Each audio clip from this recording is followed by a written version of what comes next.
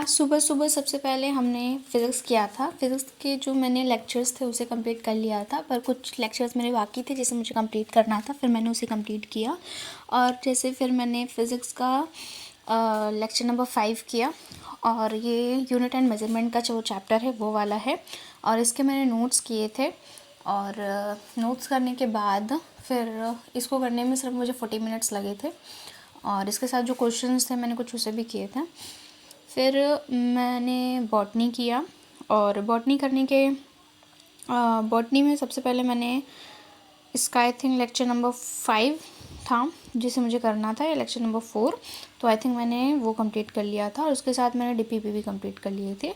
Notes करने में मुझे थोड़े से टाइम लगे क्योंकि नोट्स थोड़े से बड़े थे, तो मुझे उसे करने में आई थिंक 30 मिनट्स लगे, और उसे मुझे और फिर PYQ करने में मुझे भी टाइम लगा, तो ये भी कंप्लीट हो गया था। और इसके NCERT भी कर ली थी, और इसके साथ जो क्वेश्चंस थे मैंने उसे भी कंप्लीट कर लिया था, और ये कंप्लीट हो गया मेरा। और फिर DPP के क्वेश्चंस भी सॉल्व किए थे मैंने, और ये DPP क्वेश्चन थोड़े ज़्यादा थे तो बट हो गए थे, क्योंकि कुछ न्यू चीज़ मतलब नया टॉपिक नहीं था, जो टॉपिक पढ़ चुके उन्हीं टॉपिक में से था, तो इसे करना ईजी था। और मेरे अभी बैकलॉग्स हैं, कुछ हो चुके हैं कंप्लीट, हाफ मतलब कंप्लीट हो चुका है, और हाफ बैकलॉग्स बाकी हैं मेरे।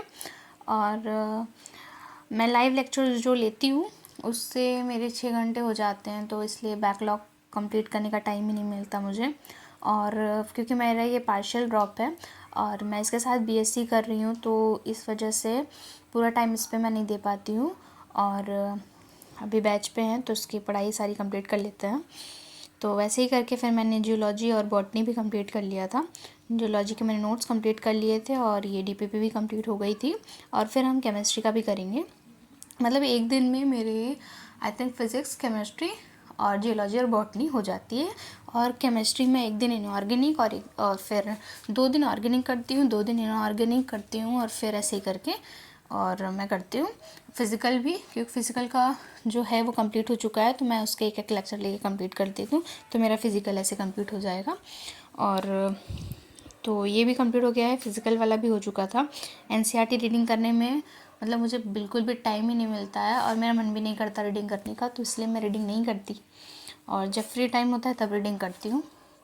और ये लास्ट लेक्चर था, लास्ट लेक्चर इस नोट का था, फिर PDF भी करना था, और फिर ये NCERT का ही है, और ये लेक्चर नंबर 5 हो चुका था, ठीक है। और ये क्या है, आंसर्स भी हैं इसमें, इसके नीचे इसके सॉल्यूशन के भी आंसर दिए हुए हैं, तो उसे भी देखना है।